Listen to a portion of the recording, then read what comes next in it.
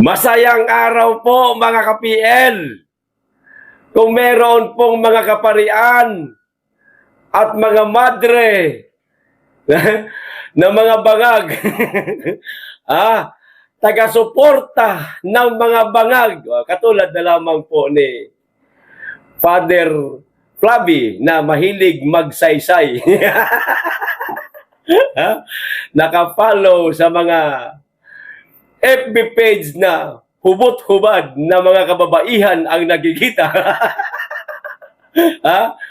Naniniwala po ako, mga kababayan, na di hamak na mas maraming mga kaparian pa rin po at mga madre ang hindi bangag. Sa madaling salita, mga DDS, mga kababayan, naniniwala ako dyan.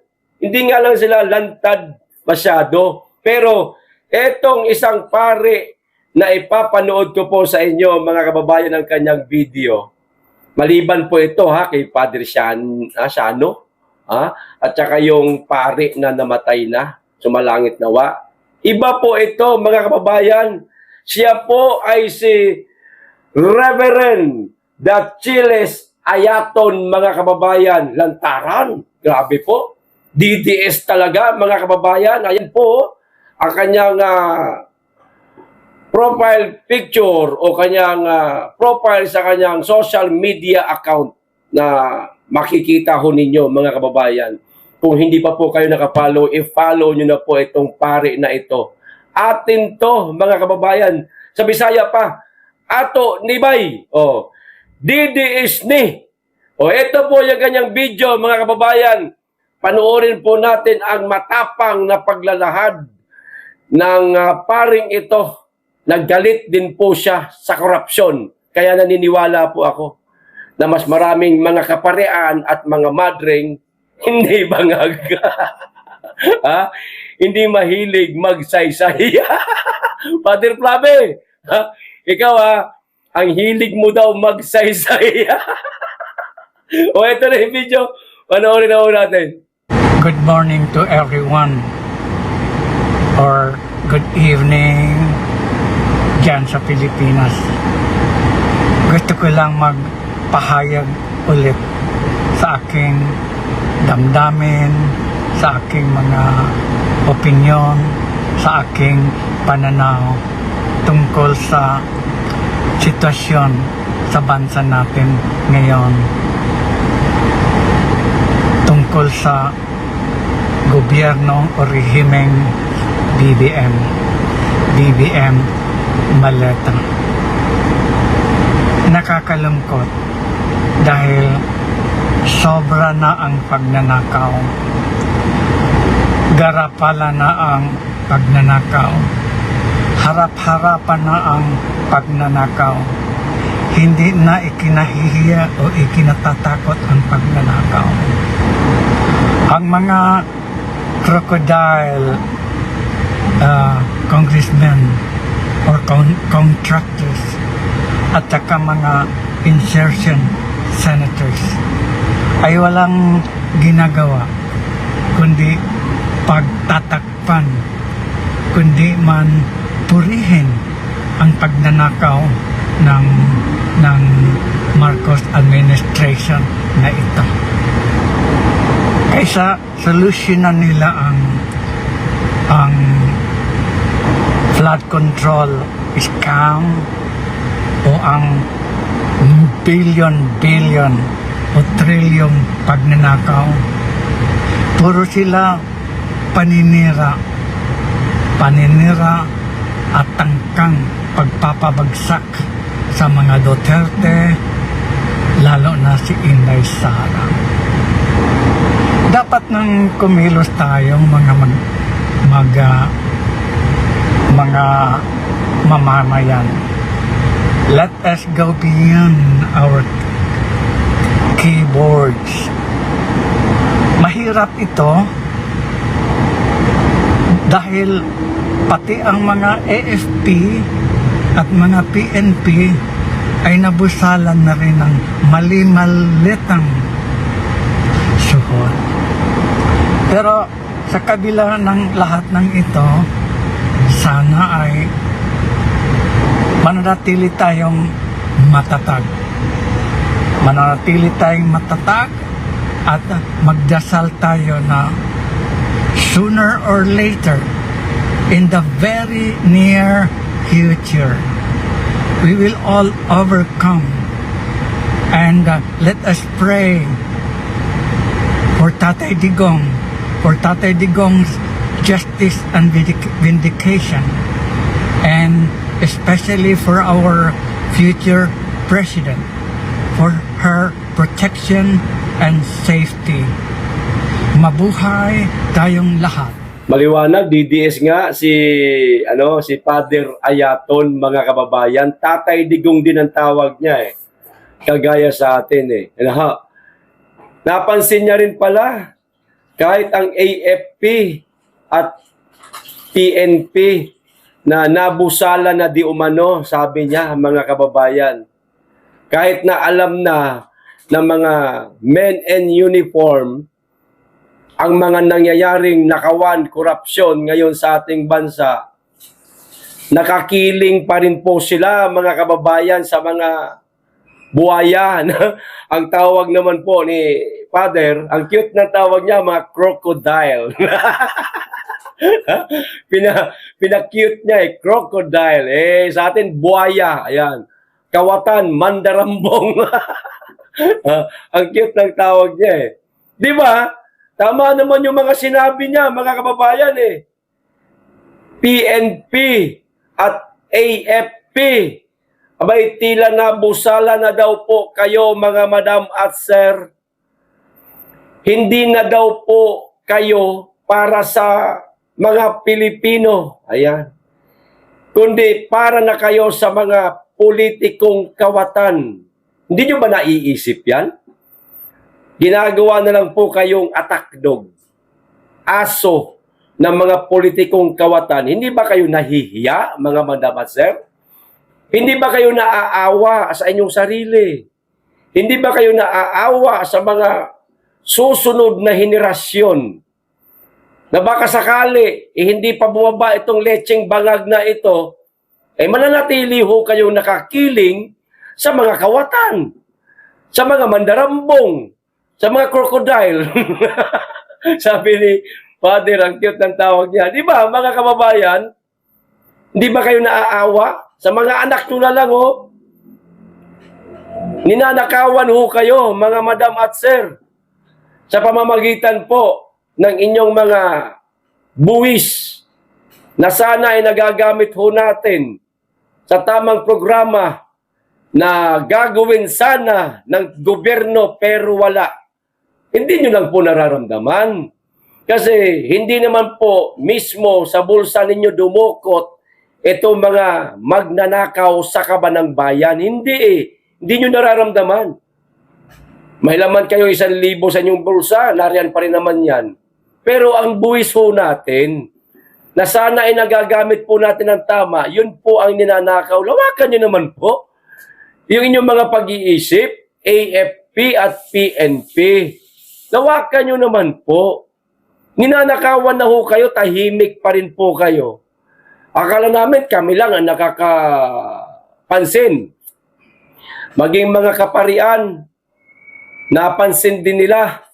Sana mas marami pang mga kaparian ang kagaya ni Father Ayaton na lumabas at mag-ingay sa social media.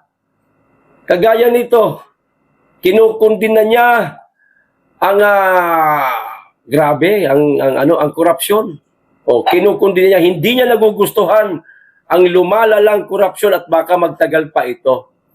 Mga madam at sir, mga PNP at AFP, mag-isip-isip po kayo. Kayo po ay protector ng mga mamamayan, hindi po protector ng mga kawatang politiko, lalong-lalo na ang AFP. Huwag niyo pong hayaan na tawagin kayong Armed Forces of the Politician. Di ba, mga kababayan? Marami ako nakikita ganyan sa social media Yan na di umano ang tawag sa inyo ngayon armed forces of the politicians, sabi ni Browner. Hindi daw sila bulag, hindi sila pipe, hindi daw sila bingi. Ayan, ha?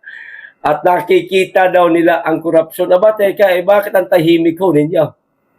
Ah, ha? Napakarami ng rally na isinagawa, hindi lamang ng mga kaibigan naming DDS, kundi ng isa sa pinakamalaking religious group sa ating bansa, ang Iglesia ni Cristo. Nag-ingay na sila sa napakalalang korupsyon. Pero kayo, kamusta AFP? General Browner, ay hindi ka na karapat dapat tawaging general. Kasi kapag ka general, dapat matapang eh. Dapat nakapagtanggol ka ng mga inaapi, kagaya naming mga pobre na naghahangad ng solusyon. Naghahanap ng accountability. Lalong-lalo na sa mga kawatan sa gobyerno. General na lamang kayo ngayon ng mga politikong kawatan. Ng mga crocodile. Di ba? Mga kababayan, sana marami pang mga kapulisan, mga kaparian, ang kagaya nito na lumantad na rin. Magsalita na rin po kayo, mga ginagalang naming mga kaparian at mga madre. Magsalita na rin po kayo. Gamitin po ninyo ang inyong mga social media para mabahala na at maitigil na po ang napakalalang korupsyon sa ating bansa. Huwag po nating hayaan na humaba pa po ito. Dapat tapusin na natin ito. Itong taon na ito. Dapat matapos na para mapakinabangan naman natin yung mga buwis natin. Bibili tayo ng mga pagkain sa isang pamilihan katulad na lamang ng mga 24 oras. Convenience store, may mga tax. Magpapagasolina tayo, may tax. Lahat ng ginagawa nating pagbili ng mga kinakailangan natin, merong tax. Ahayaan nyo lang ba na mga politikong kawatan lang ang mga makikinabang?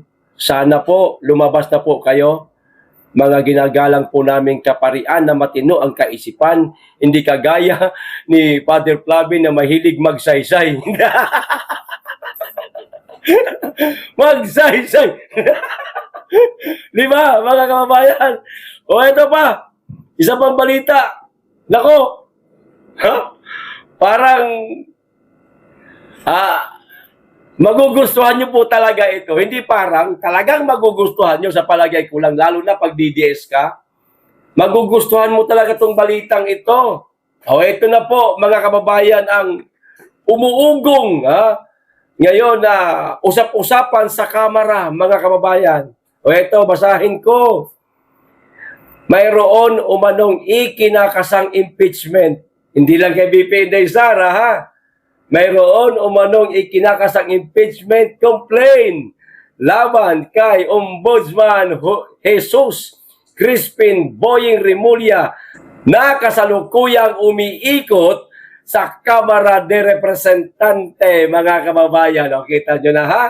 Impeachment ni Boying Remulla umuugong sa Kamara. Ayon po ito kay Jesus Palsis, kilalang vlogger ni Tambaloslos, mga kababayan. Ang saya nito. Kapag ka natuloy ito, mga kababayan, tapos ang bendalo. Boying, nako, kabahan ka na. Kung ikaw inaasahan ka ni Bangag na ikaw di umano ang taga-baluktot ng batas gamit ang mga senador na mga pulpul, hindi ko na lamang po papangalanan. Nako, maghanda-handa ka na, sir. Abay, meron di umanong umuugong na impeachment laban sa'yo. Kami, matutuwa kami. Yan ang gusto namin. Dapat nga, hindi lang ikaw ma-impeach Pati yung nasa Kumulek, hindi Comelec ha, Kumulek. Every halalan, kulik-kulik yan. May kolekta yan eh. Bira naman kayo. Oo. Di ba? Sana lahat ng mga kagaya nito, mga kababayan, ma-impeach o di kaya magkatotoo yung mga tawag dito, sumpa ni Cara David. Ano ba halimbawa, ano ba tawag dito? Ombudsman. Papipiliin ho kayo. Anong gusto ninyo? Ma-impeach kayo, tumalab sa inyo ang ang sumpa ni Cara David. Siyempre, mas pipiliin po siguro ninyo ang ma-impeach na lang, bahala na lang. Oy, kaysa naman sa mategi ako. Di ba, mga kababayan? O yan, ang mga kumakalat di umano ng mga usap-usapan, galawan, gumagapang na sa kamera, mga kababayan, nagkakagapangan na para sa impeachment laban kay Jesus. Jesus Crispin Boying Rimulya. Sana mangyari ang dapat mangyari. Okay, katulad po ng isang pari kanina na nagsalita, mga kababayan, at galit na sa korupsyon. Diba, sabi ko nga sa inyo di hamak na mas maraming mga kaparian ang galit sa korupsyon. Ito, iba yung kanina. Ito, bago na naman mga kababayan, pero hindi po ito video. O ayan, no? Ano ho ang sabi? I'm a Catholic priest and I will support INC rally against BBM. Mga pari yan, mga kababayan, ha? Sinusuportahan po nila ang rally ng Iglesia ni Cristo laban sa magnanakaw na administrasyon. Sana sa susunod po, mga ginagalang naming kaparian, kung meron pang gagawing rally ang Iglesia ni Cristo, sana sumampa po kayo sa entablado. Magsalita ho kayo na kayo'y miyembro sa CBCP at kayo'y galit sa korupsyon, sa nangyayaring korupsyon dito sa administrasyon ni Marcos, para lumabas din yung ibang mga kaparian, ibang madre na tahimik lang. Hindi lang nagsasalita. Wala lang kasing lakas ng loob. Kasi hindi po napapangunahan, no, ng ilang mga kaparian. Pangunahan nyo po. Diba, magsisipaglabasan ho yan. Matatakot yang nasa Palasyong Malacanang, maititigil po ang korupsyon. Okay, hanggang dito lang. Maraming salamat. Mag-iingat kayo lagi at higit sa lahat, mahalin po natin ang Pilipinas.